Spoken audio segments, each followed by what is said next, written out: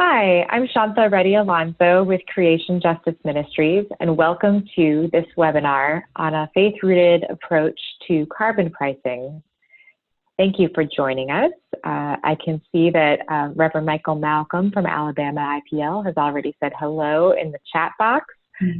Feel free to send greetings in the chat box, and as you're arriving, it would be helpful for others who are on the call to see who's here. Go ahead and just share your name and your organization, if you have one, into the chat box so folks can see who's gathered. I'm going to go ahead and get started as we collect names in the chat box, and you can all see each other and who's gathered here. And while we're waiting for more people to identify themselves, I will go ahead and share a bit about our Energy and Ecology Working Group of the Washington Interreligious Staff Community. That is the group that is hosting this webinar. Now, many people who are people of faith who care about social and environmental justice don't know that there is a group of us in Washington, D.C.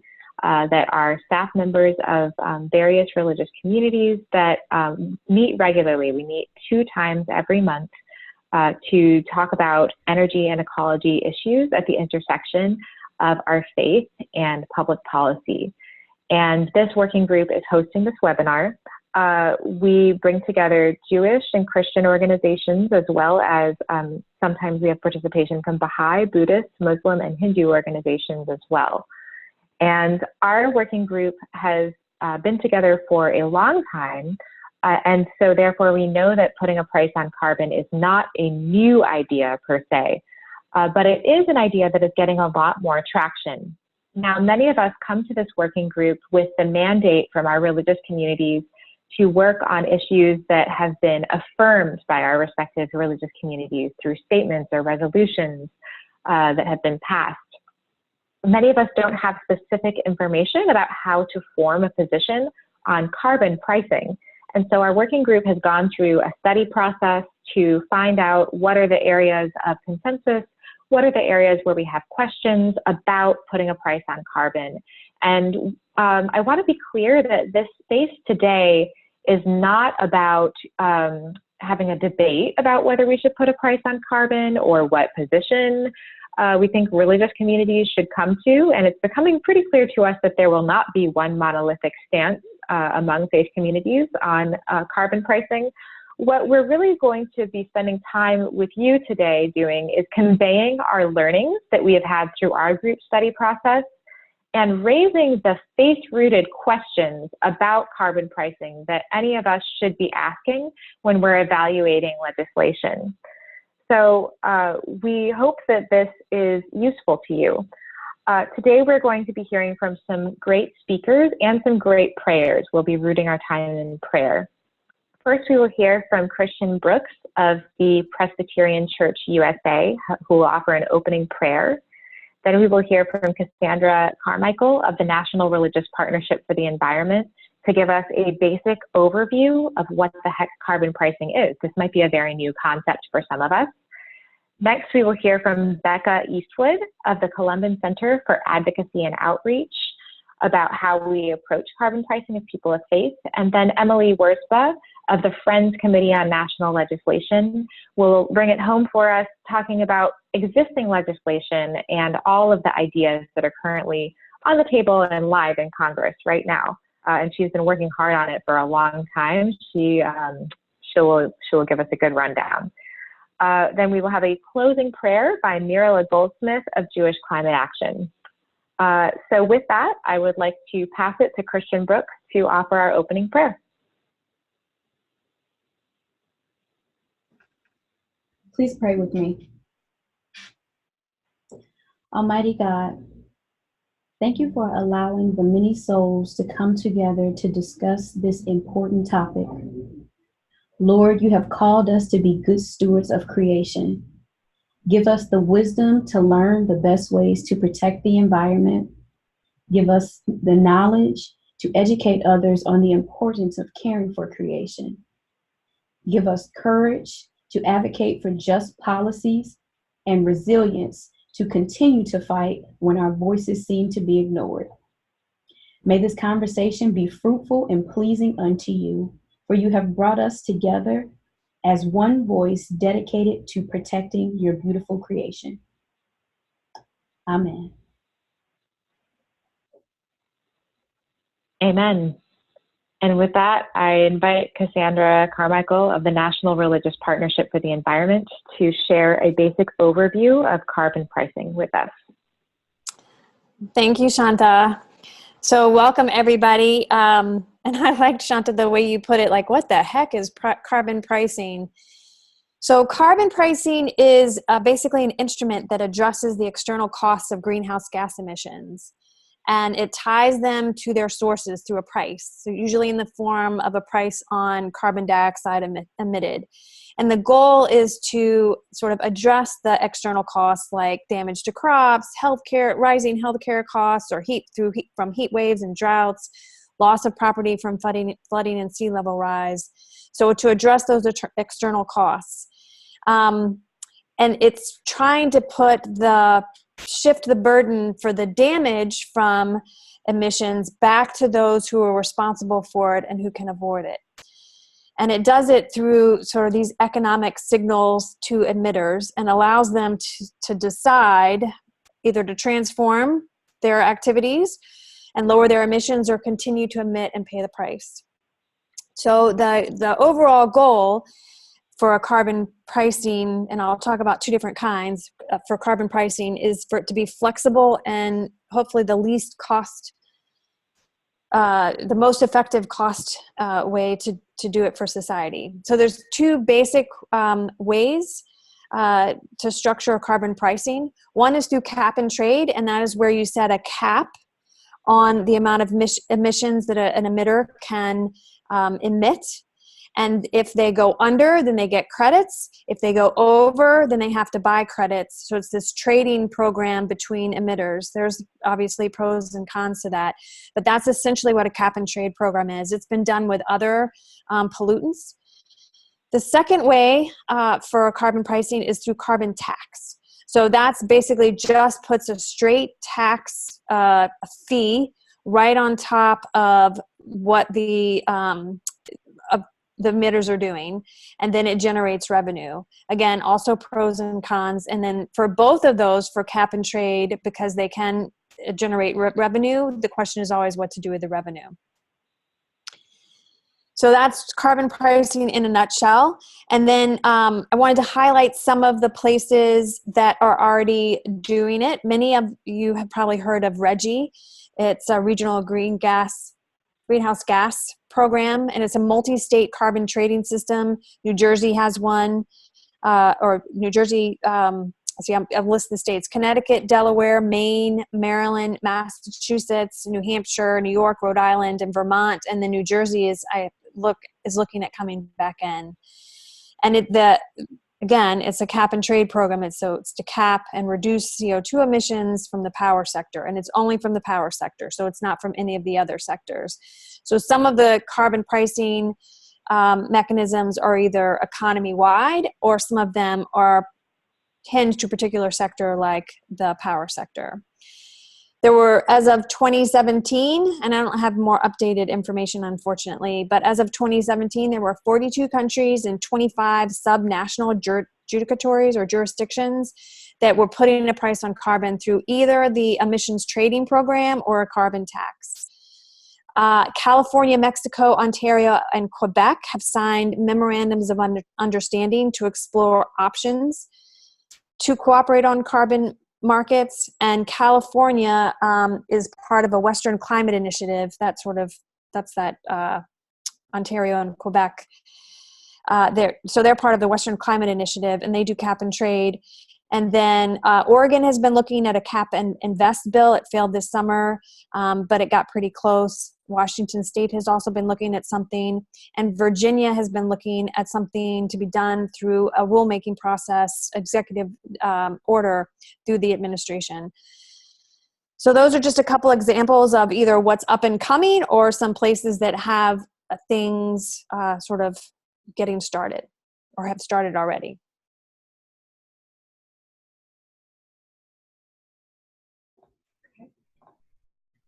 So thanks, Cassandra, for giving us that quick overview. We'll now pass it to Becca Eastwood of the Columban Center for Advocacy and Outreach to share a bit about how faith communities are evaluating and approaching this new information. Great. Can everyone hear me okay? Okay, fabulous. I'm just going to share my screen with you all. Okay.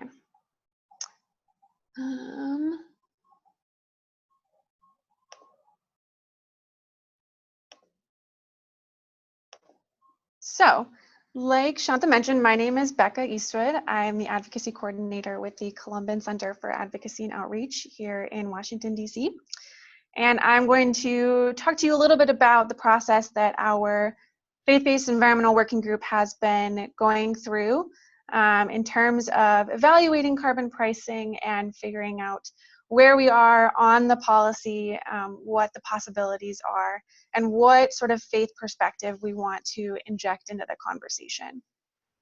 So just to contextualize us for a minute, in the moment that we are, so we see more and more people calling for action on climate. We see this global momentum as we see more and more impacts, as we see more reports coming out, like the IPCC report, the National Climate Assessment, that are detailing how much time we have left to address climate change and what those impacts are going to look like if we don't. So we also have seen a number of new polls recently that show climate change as a top or rising priority with voters of both parties. And we saw in the debates last night, this was an issue that folks were asked to talk about. So we're seeing this momentum additionally in Congress with our new new-ish now, 116th Congress, especially in the House of Representatives, which has held over 50 hearings on the various aspects of climate change so far, with more to come. So we see all this momentum happening. And as Shantha mentioned, carbon pricing as a concept and as an idea is not new, not by a long shot, and has been introduced in various forms in the past in Congress. But we are seeing it gain a new sort of traction in this new Congress and in the past one in a bipartisan way as well.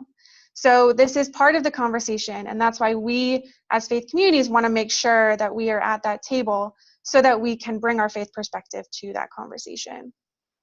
So there are many ways to structure a carbon pricing policy. As Cassandra mentioned earlier, the different buckets of what that can look like, and then Emily is going to go into more of the specifics on what those policies can look like. And so because carbon pricing is part of the conversation about how to address climate change, and because there are many ways to structure that policy, we want to make sure that we're able to faithfully evaluate each of those policies that are coming out that we see, which even in the last week, we've seen a number of policies being introduced, including some bipartisan policies. So the momentum is there, the policies are there, and we want to make sure that we are as well.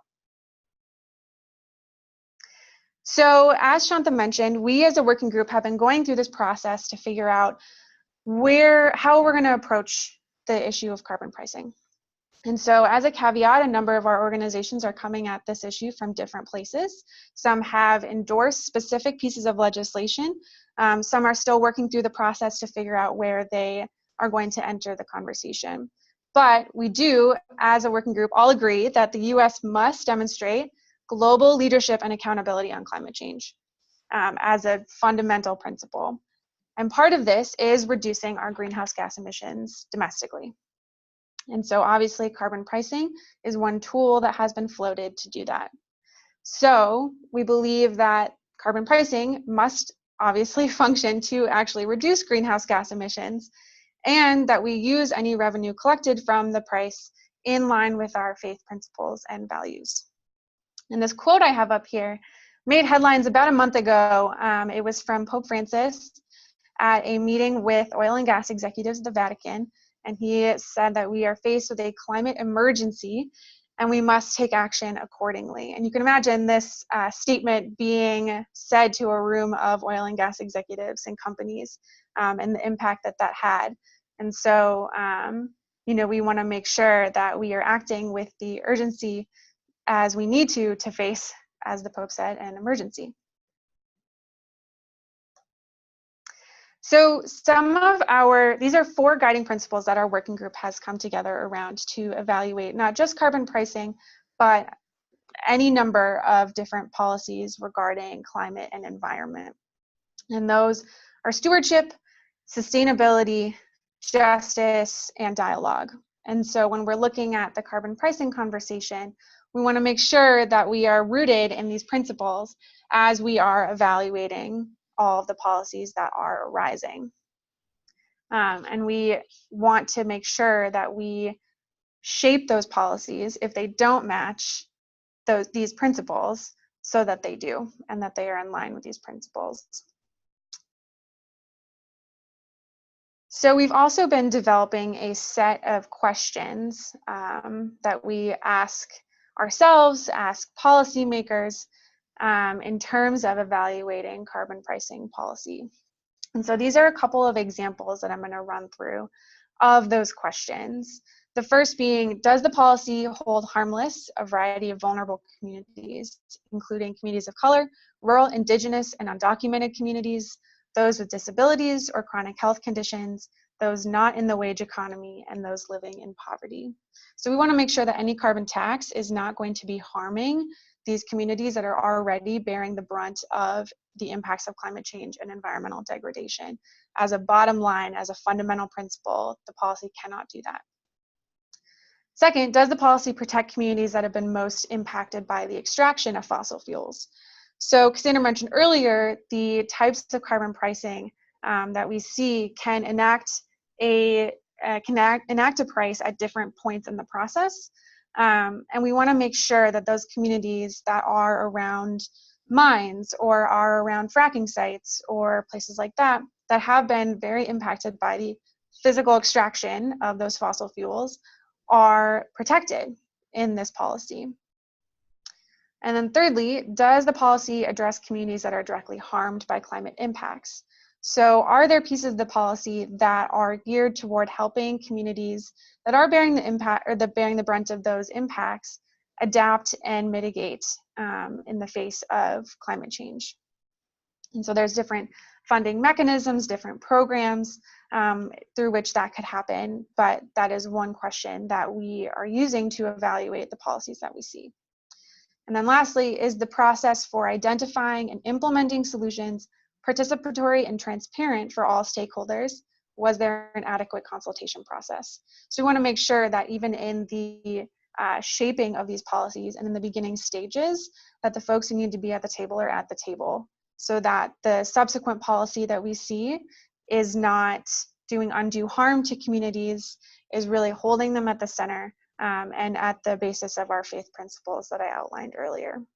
So those are an example of some of the questions that we've been using as we see carbon pricing policies coming out, and as we're engaging with offices in the process of shaping those policies and writing them in the first place.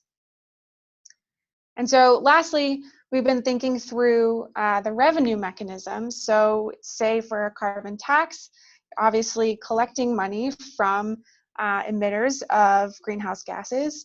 And so where does that money go, and how is it used? And we see a couple different examples of that. We can see a dividend model where that money goes directly back to households. There's different ways to do that distribution. And Emily's going to go through a little bit more specifically what some of those other pieces can look like in terms of how the revenue is used. But we want to make sure, is it reaching the most vulnerable? Is it helping folks adapt to the transition to renewable sources of energy? Is it helping create a just transition away from fossil fuels to renewable energy? Is it investing in technological advancements? So is it investing in clean energy solutions?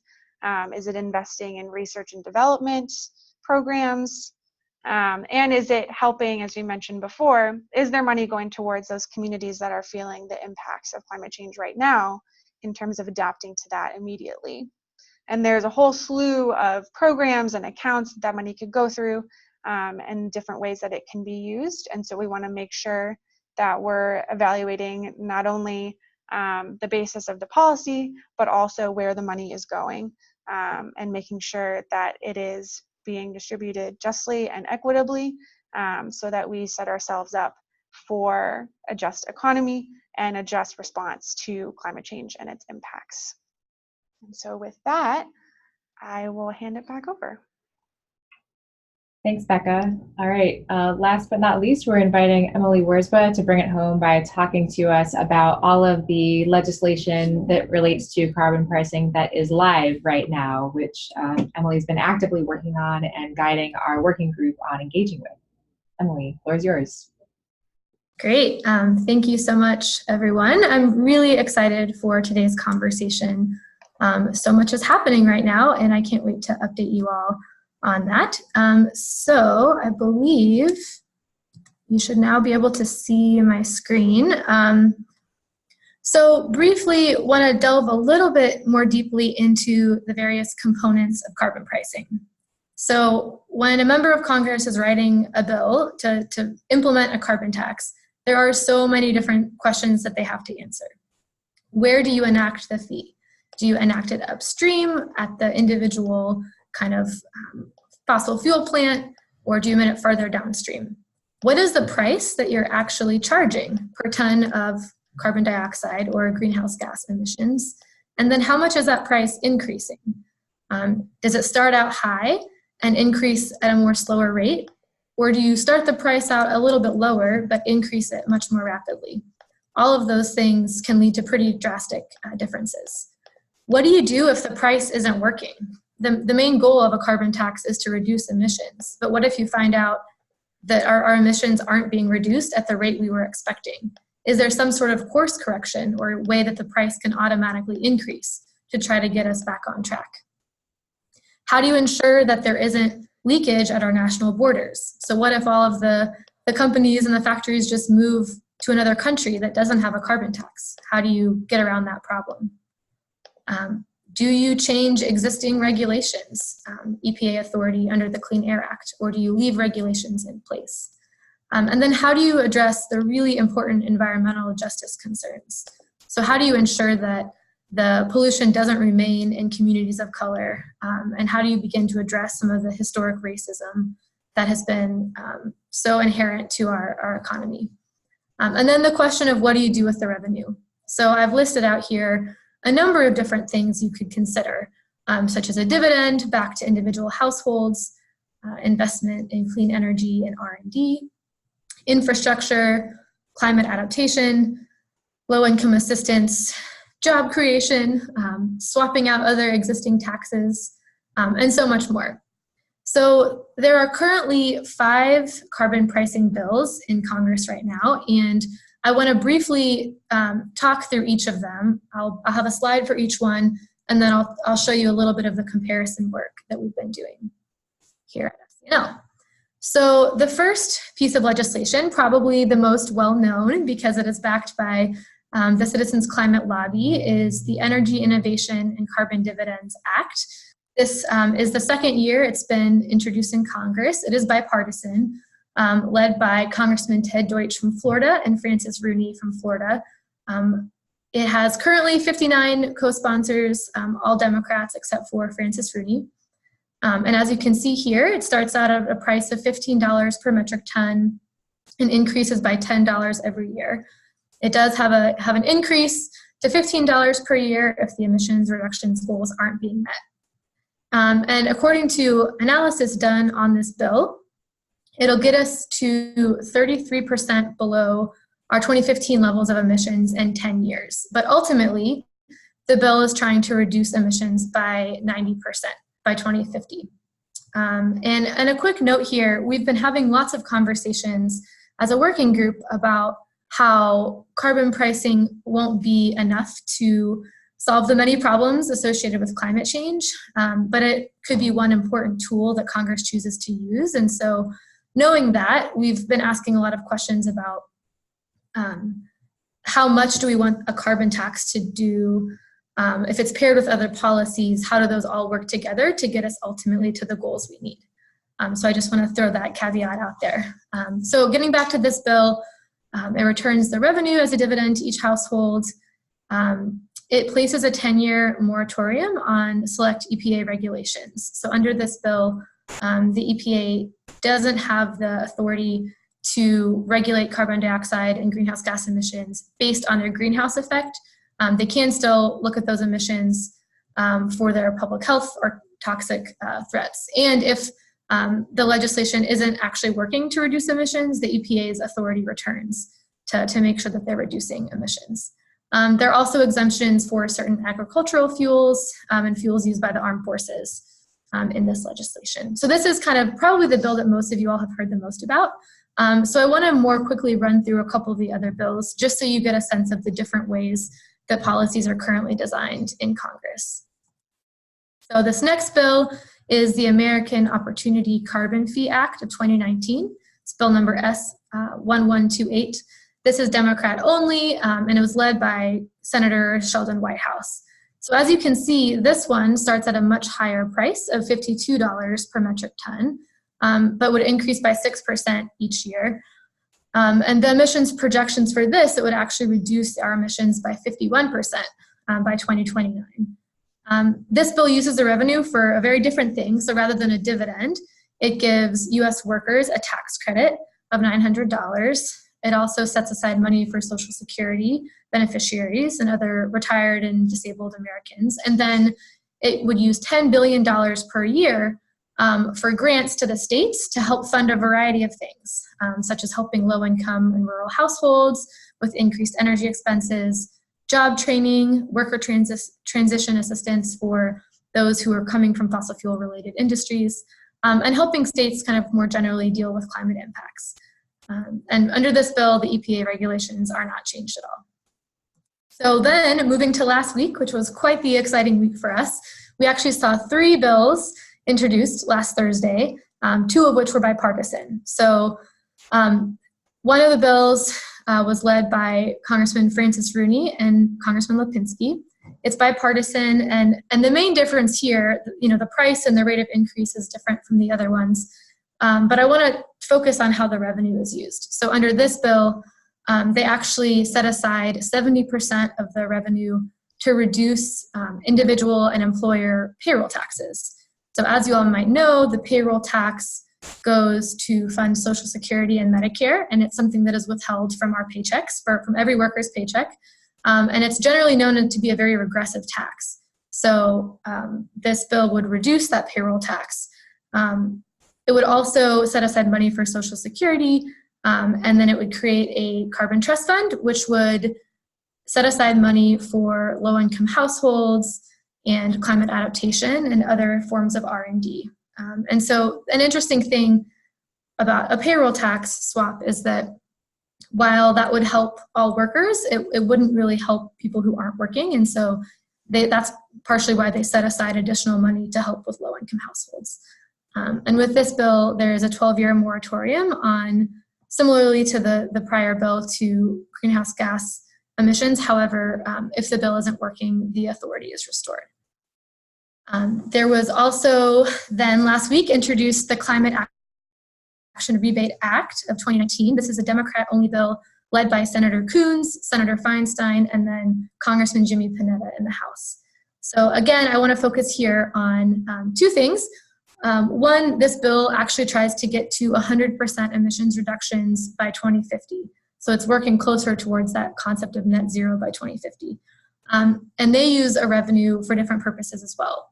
For this one, 70% of the money goes to a monthly dividend, but rather than being returned to every single household, it's just returned to low and middle income families. They set aside 20% for infrastructure, which includes a very, very broad variety of things, like the Highway Trust Fund, climate adaptation, but this bill also in that section funds things like hospital and health center resiliency, rural broadband access, clean drinking water. It sets aside money to clean up Superfund sites, which are historically located in communities of color. So it does a lot of really interesting things with the revenue. Then it also includes revenue for energy innovation, R&D, and more transition assistance. So the final bill that was introduced last week is very similar to the bill that Francis Rooney and Lipinski introduced. It was also co-sponsored by Lipinski and Francis Rooney. And this bill, similarly, the Raise Wages, Cut Carbon Act of 2019, has a similar model in that it's bipartisan and it primarily focuses on offsetting the payroll tax.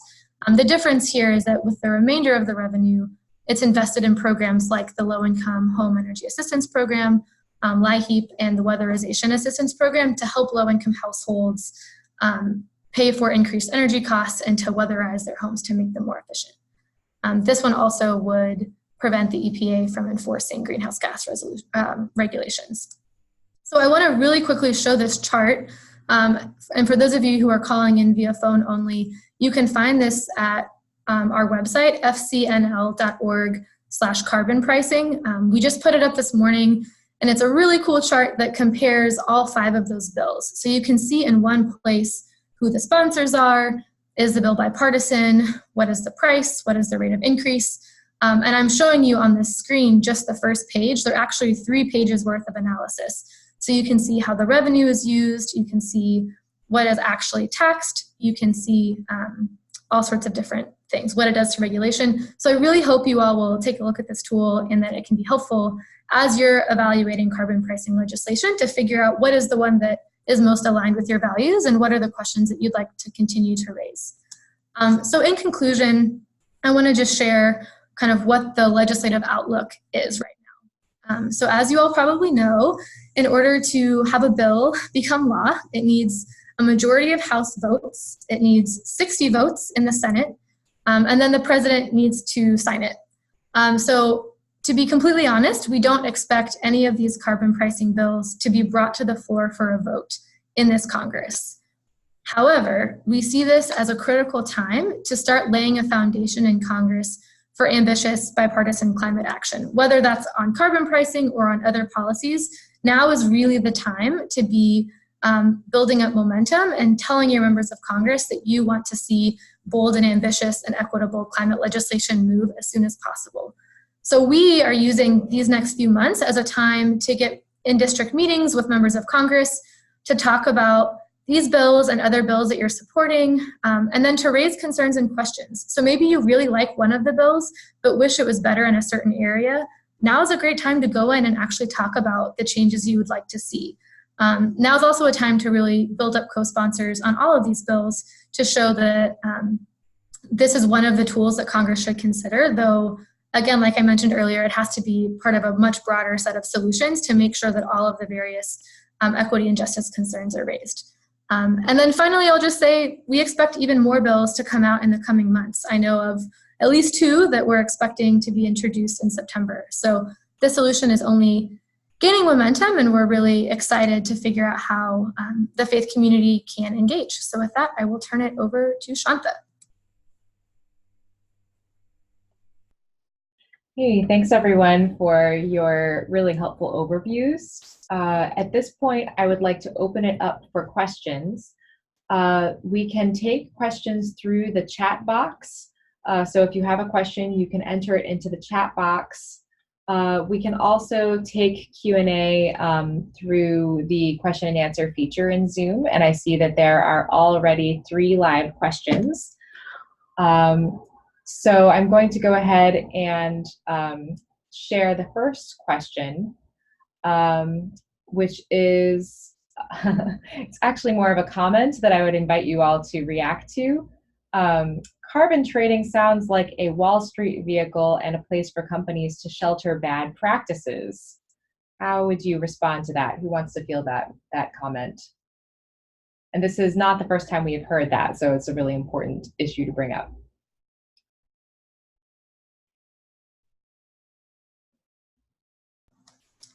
This is Emily. I'm happy to say that one of the differences between cap and trade versus a carbon tax is that under cap and trade, you're guaranteed a certain level of emissions reductions, and under a carbon tax, you're guaranteed a market price. And so generally when people talk about the differences, it's which is more important or which is the guarantee that you want to have.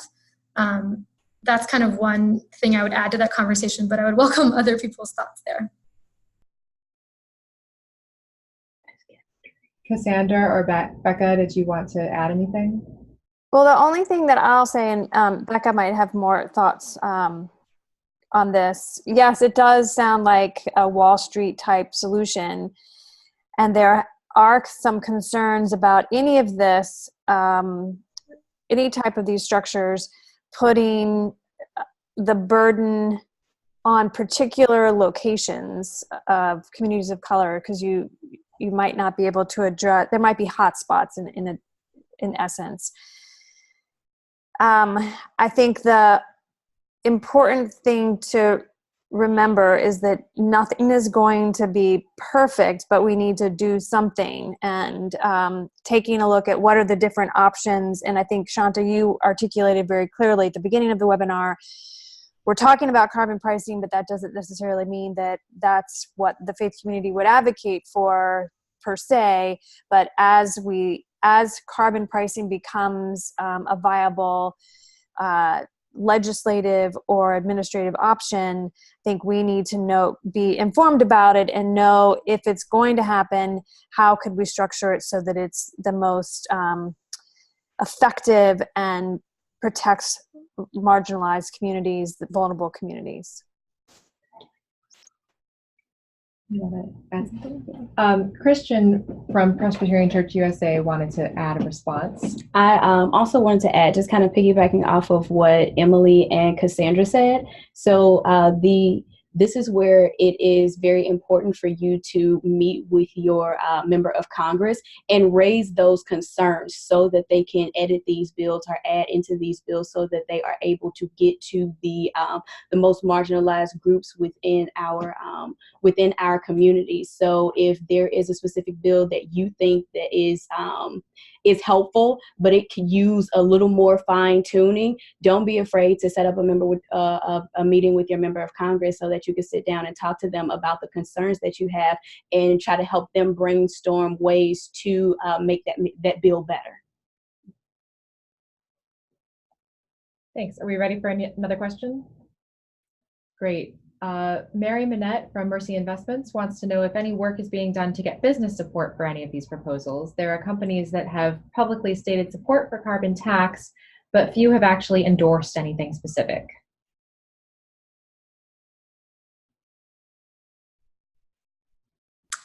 Sure, yeah. So there actually has been a decent number of engagement from the business community. There are certain corporations that have donated money. They've actually set aside money to lobby on carbon pricing proposals, although it is maybe a smaller amount compared to the money that they're spending to lobby for other proposals.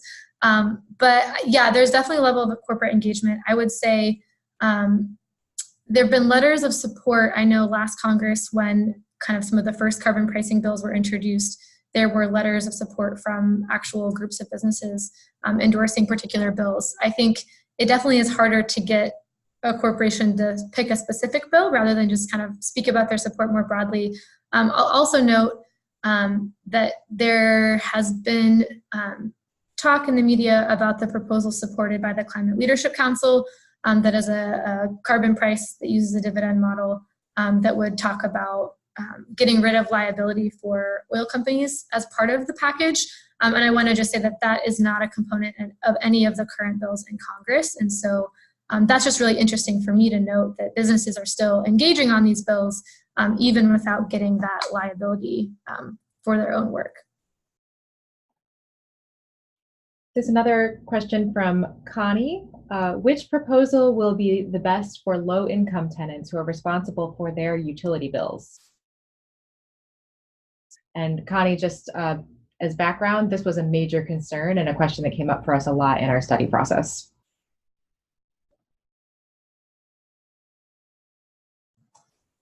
I'm happy to start, but someone else should feel free to join in. So the really exciting thing for me is that regardless of the party of the members who are supporting these legislation, both the Republican bipartisan bills and Democrat bills all set aside money to think about how it's impacting kind of low-income communities. So that's really great news.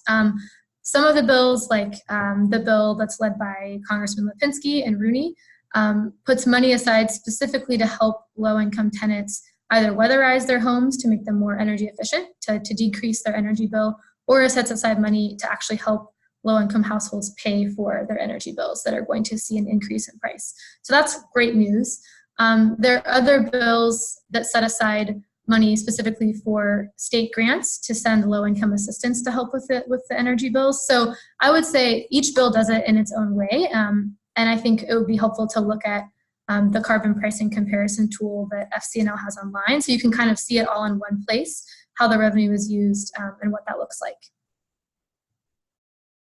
If I could just jump in and add also, I think that's exactly the type of question that we need to be asking of folks that are shaping these carbon pricing policies, and exactly why we are going through this process to be part of that conversation. So excellent question, and make sure you ask that of your member of Congress or of anyone who is sponsoring or co-sponsoring some of these bills, because that definitely needs to be at the center of the conversation.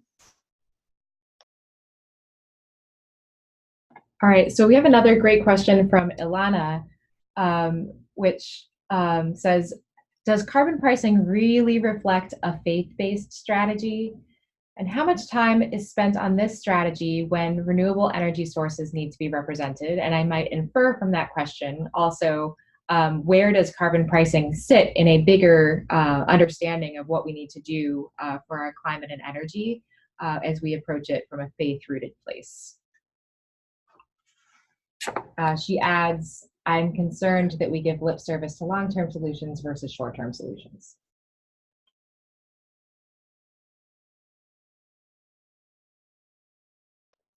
I can take a stab at that. That's a great question. I think, as we mentioned, carbon pricing is only one of the myriad of ways that we need to be addressing climate change and its impacts, as you mentioned, in the short term and the long term. So this has, I mean, obviously this webinar is specifically on carbon pricing, but this is only one part of the work that our working group has been doing. And so a couple other areas of work that we've been focusing on are things like energy and energy efficiency, but also the international climate policies to make sure that we have that global perspective, since so many of our organizations and denominations and faith communities are international. And we have been looking at just transition as an issue, and so how do we protect the folks who are currently most impacted by climate impacts and who will be impacted by transition to renewable energy, which, as we've mentioned, is part of our discussion on carbon pricing as well. So just to emphasize that this is only one piece of the broader solutions, because there won't be one and done policy on this. So to emphasize that piece of it, this isn't the only thing that we are focusing on, but want to make sure that we're at the table for this conversation and ready to evaluate. Thanks. Here's a question from Bill Hofmann. I've seen many communities adopting their own regulations to get to zero emissions from local government activities by target date. Who tracks sub-federal actions and advocacy? I also saw a related question from another participant about whether federal legislation would trump or relate somehow to state level regulations that have been put in place already. So I can take a first crack at that. I think that there are some secular environmental groups that are trying to track all of the activities that are going on at the local, regional, and state levels related to this. As to the second question, we see this play out in the clean car standards with California and the car makers and the Trump administration. There's always a question of, whenever federal policy is put in place, does it disallow state policies that are more advanced or more progressive? And I think that's something that any of us that are advocating for a clean energy economy or reducing carbon emissions, we need to be taking a look at any federal policy that comes down the pike. We need to make sure that it's not going to hamstring great initiatives going on at the local and state level. So there's no yes or no answer that federal policy can trump or they can't trump. It just is a matter of how it's written. And I think we need to keep our eye on that. Yeah, absolutely. And I'll just say, of the 5 bills that I discussed, the 3 bills that do change kind of regulatory authority, none of them actually preempt state regulation or state authority to act on climate change, which is a really positive sign. So I'm pretty confident that right now, none of the bills as written would prohibit states from taking action. Emily, while you're talking again about the bills, we got a clarification question about the 3rd bill that you were describing. If you could go back into your notes. Anna Coster was wondering if you could elaborate more about the 3rd bill. And Anna, if you want to add what exactly you want to hear, you can type that into the chat box. Yes, so the 3rd bill was the bill led by Francis Rooney and Dan Lipinski. It's a bipartisan bill. And the question was about the last line of my slide, I think. Mm-hmm. So as written, the bill has a 12-year moratorium on enforcement of EPA regulations on greenhouse gas emissions for their warming potential. So very similar to the first bill, the carbon fee and dividend, it places a temporary a pause. So those greenhouse gas emissions can't be regulated for their climate effect, but they can still be regulated for their health effects and other kind of concerns. I'll also say that these bills, that bill doesn't change kind of clean car standards or a lot of the other regulations that the EPA puts out. It's kind of a very specific and targeted approach. And this Rooney Lipinski bill that I mentioned, it also evaluates after 4 years and then again after 8 years. And if emissions reductions aren't on track, the bill lays out the standards that it's supposed to meet each year. And if the bill isn't meeting those standards after 4 or 8 years, the regulations kick back into place. So there's kind of a check every 4 years to make sure that it's actually working. I hope that answers the question. Yeah, kind of building on that, we have another question. The biggest difference between the bipartisan and Democrat-only bills is whether or not there would be a moratorium on Environmental Protection Agency greenhouse gas regulations. How important do you think avoiding a moratorium is, given the urgency of reducing greenhouse gases as soon as possible? That is a great and really tricky question. And it's one that FCNL itself hasn't come down with a firm position. We are obviously very supportive of EPA regulations and see them as a very critical tool. I will note that the bills that are currently in place, even if they change EPA regulatory authority, the emissions reductions that the bill, according to various kind of independent analyses done of the bills, that they will actually exceed the emissions reductions that we would have seen from the Clean Power Plan.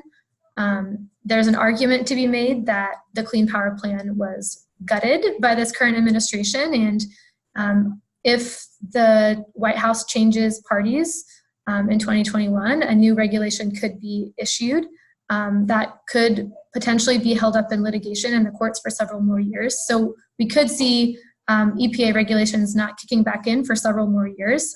And supporters of a regulatory pause would say that their carbon price could have been working to reduce emissions all throughout that time. But it's a very complicated issue, and currently the Clean Air Act and that regulatory authority is kind of the strongest thing we have on record. And so it's a really hard balance. And I think that's a huge question for a lot of our groups, is that some groups have chosen to still endorse particular bills that do that because they see it as a really important tool and a conversation starter, but others have chosen not to endorse bills for that reason. So that's something that I think kind of individual congregations and organizations have to make a decision on, because it requires a very thoughtful conversation. Did anyone else want to comment on that before I move on?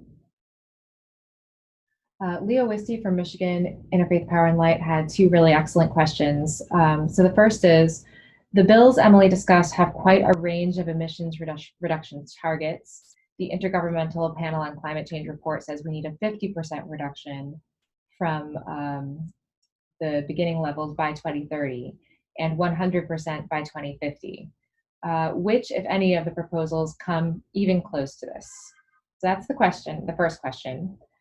The second question is, carbon pricing has been tried in California, the UK, and other places. What learnings can we take away from real-world examples and apply to the US federal policy discussions? Two very dense questions. Who wants to field those?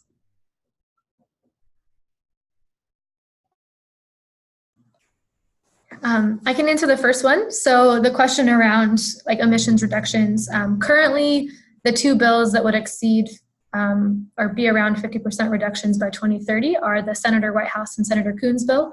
I think all of the bills would exceed the Clean Power Plan and IPCC kind of contributions that the US has made. I think this is, again, a really tricky question, and something we've struggled with is that if we say that carbon pricing is only one of many tools, we think it should be paired with other pieces of legislation that would also help us reduce our emissions. So a carbon price can set a market signal and be kind of one piece, but it kind of depends on what other bills are being implemented to also help us reduce emissions, because we agree the ultimate goal, should be net zero by 2050. And so how does this fit in within a broader landscape of policies to help us get there?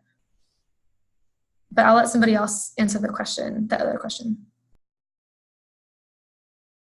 Yeah, and Shantha, I think it's a great question, and I'm not sure that I definitely don't have the answer of what the lessons learned have been. I think there's been some critique on the price of carbon itself that was set. And it's also important to recognize that some of these pricing mechanisms that were put in place, whether they were cap and trade or others, were just by sector, so not economy-wide. And they were, even though California is a huge state, it's still not the same as doing an economy-wide carbon pricing mechanism across the United States. So not sure that I can answer that question, and maybe that's something that we could follow up with to try to find out lessons learned from other mechanisms that have been in place for a couple of years.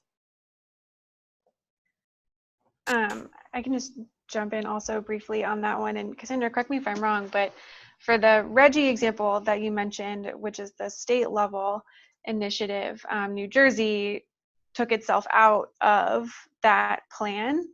And so I think one of the lessons learned there, but also in what we're seeing with the systematic rollback of environmental safeguards and regulations that we've seen from this administration, is that those policies are subject to being taken away, or in this example, New Jersey can step back from the RGGI initiative. And so the importance of having a piece of legislation that is enacted into law so that we can have that continuity and have that assurance that it's going to happen is one of those lessons I think we can take away from that.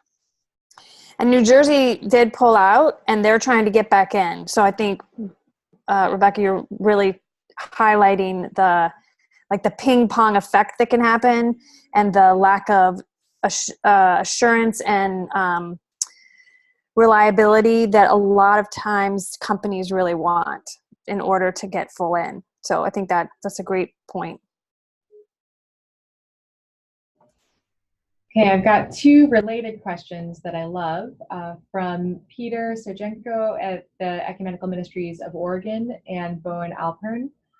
Bowen asks, are y'all keeping an eye on the other side of environmental justice, polluters that are being shielded from liability for the harm that they have or will cause? And building on that, Peter wants to know if any draft legislation has considered allocating revenue to environmental justice reparations to compensate frontline communities for past harms and prioritize the rapid achievement of equity.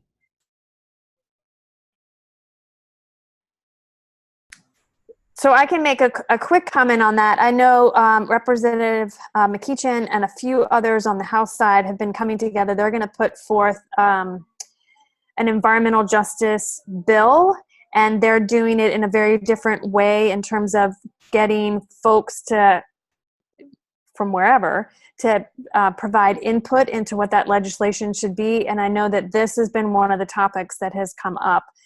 What do we do about righting the wrongs, or not just holding harmless, but making sure we're making amends for what has happened.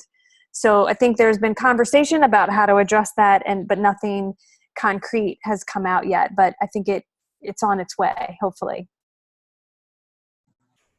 Yeah, and I'll just add, of the 5 kind of bills currently in Congress around a carbon tax, the one that has the most kind of explicit direction of funds is the bill from Senator Coons and Feinstein. And so a couple of examples of programs that begin to speak to some of the historic environmental injustices that they use revenue for, cleaning up Superfund sites, often located in communities of color, setting aside money to go towards clean drinking water and better clean water rules, money going to fund the Abandoned Mine Land Fund, which kind of cleans up abandoned coal mines and other mining sites across our country. They set aside specific money for transition assistance for fossil fuel workers and communities that have been historically dependent on fossil fuel industries. And then it makes sure that the dividend is only going towards low-income and middle-income families. I think these are some really great ideas. I don't think people would say it's enough to address all of the historic injustices that have been done, but it's a positive sign that legislators are thinking about some of the concrete ways to direct funds. And I know they've had that office in particular has engaged with a wide variety of stakeholders to get ideas about what programs would be benefiting kind of vulnerable communities in a variety of different ways. So I'll offer that. And then to the question of tracking liability for oil companies, that's definitely something we're watching, and that I don't want to speak for everyone, but I highly doubt we would be supportive of. And that currently is not in any of the pieces of legislation. No liability kind of protection is given currently. Okay, from John Brown, we have a clarifying question. What is the difference between cap and trade versus cap and auction? Can anyone field that one? I have not heard of cap and auction. I think they auction off, in a cap and trade program, they auction off the credits at the beginning, I believe. But I don't know if, Emily, if you have any, I've not heard of cap and auction. No, I'm not sure. Okay, another question from James Strazoval. Is carbon sequestration legislation being considered as a partial solution for carbon mitigation?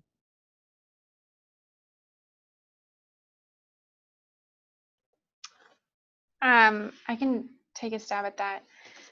Others feel free to jump in as well. So yes, that is definitely a conversation that's happening in Congress at the moment. Carbon capture and carbon sequestration as a tool.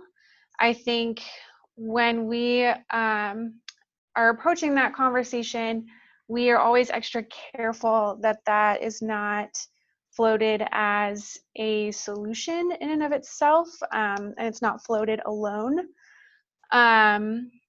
because sometimes we do see that happening, and we don't want to distract away from the focus of actually shifting to renewable energy and on the harm that the extraction of fossil fuels also causes.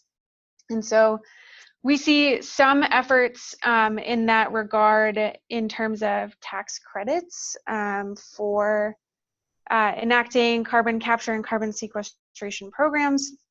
That was actually put into law last Congress as part of a tax credit plan.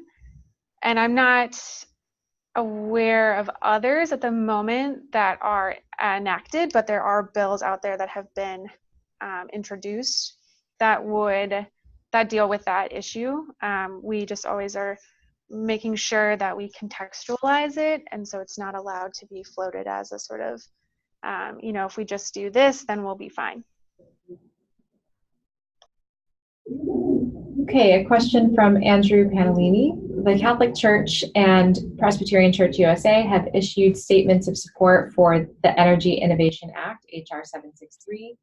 what other faiths have issued similar statements of support for that legislation? And I would add statements of support for carbon pricing in general.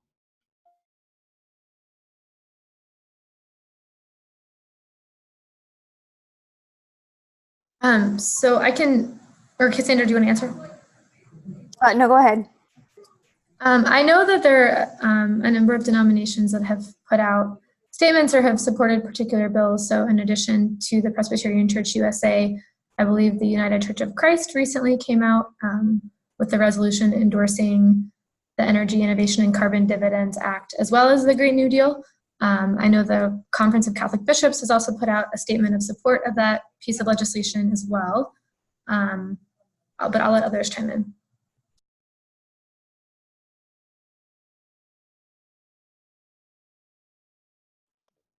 And we have not yet, and I think we will be looking at putting together a joint statement from various denominations, faith organizations on carbon pricing, maybe not on a particular piece unless there's a strong one that looks like it's really moving well.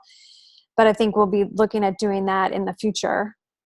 And I know that there will be some other specific legislation, like 100% Clean, which isn't about carbon pricing, that will have some statements that will come out on.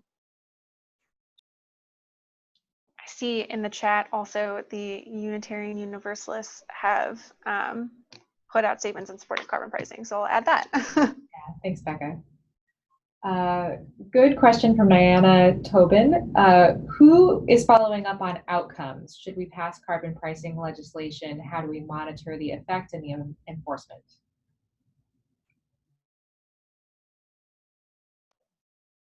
Yeah, that's a really important question, and something we've been talking a lot about as our working group. How do you ensure not only transparency as legislation is being drafted, but also to make sure it's actually working, and who's kind of collecting the data and reporting publicly if the bill is working or not. And not all of the bills that are in Congress, but most of them lay out kind of goals for each year or every 2 years in terms of how much emissions should be reduced. And then the EPA administrator and the Secretary of the Treasury are supposed to actually report to the public if those goals are actually working. And bills, the language is different in each piece of legislation, but that's definitely a really crucial component of this type of policy design.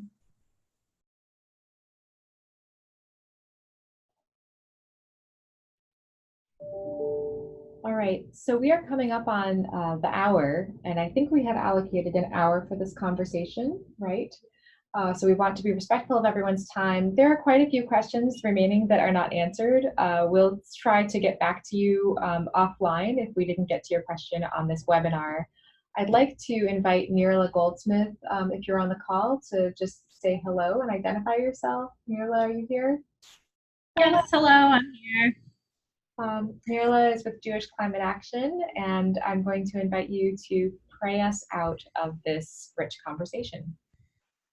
I want to thank the panelists not only for the presentation today, but for the incredible work that you do every day. And also to all of you who've joined us on this call for the work that you do as advocates.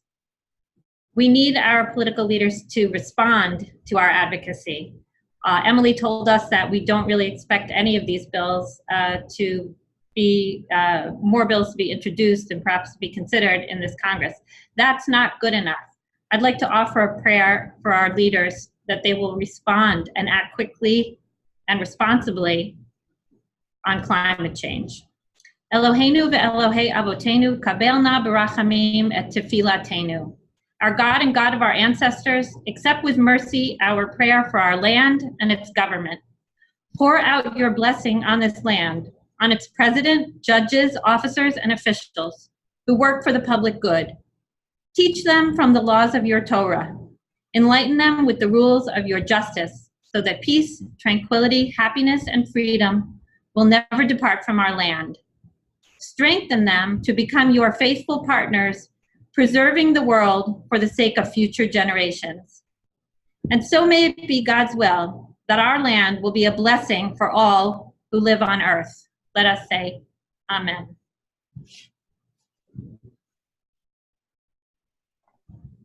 Thank you, Mirele. We're going to end our session now, but we remain resource people for your questions about carbon pricing. If you are meeting with your members of Congress, please let us know.